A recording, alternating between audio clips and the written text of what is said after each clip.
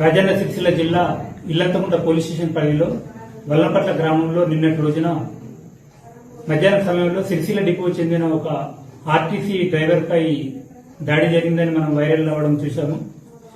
ఇందులో సిద్దిపేట జిల్లా గంగాపురం గ్రామానికి చెందిన పిట్టల శ్రీకాంత్ అనే అతను వల్లంపట్ల నుండి కారులో ఫ్యామిలీతోటి తన ఊరికి వెళ్తుంటాడు. అదే సమయంలో బస్సు అపోజిట్ లో వస్తుంది.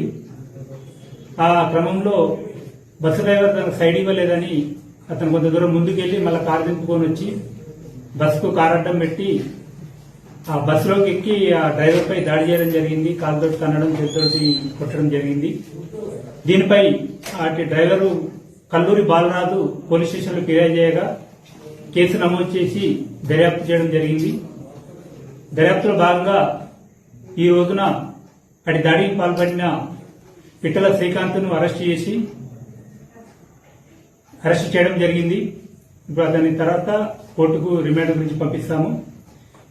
ఈ సందర్భంగా నేను ప్రజలకు తెలియజేయనగా మీరెవరు కూడా చట్టాన్ని చేతిలోకి తీసుకోవద్దు. ఎవరైనా మీకు సైడ్ ఇవ్వకుంటే అదే ఉంటే ఆపి బస్ పైన ఉంటుంది, వాళ్ళకు కంప్లైంట్ చేయండి లేదా పోలీస్ స్టేషన్కి చేయండి. అంతేగాని చట్టాన్ని చేతిలో తీసుకుని ఆ బస్సు డ్రైవర్లపై దాడి చేస్తే కఠినంగా చట్ట ప్రకారం శిక్షింపబడతారు.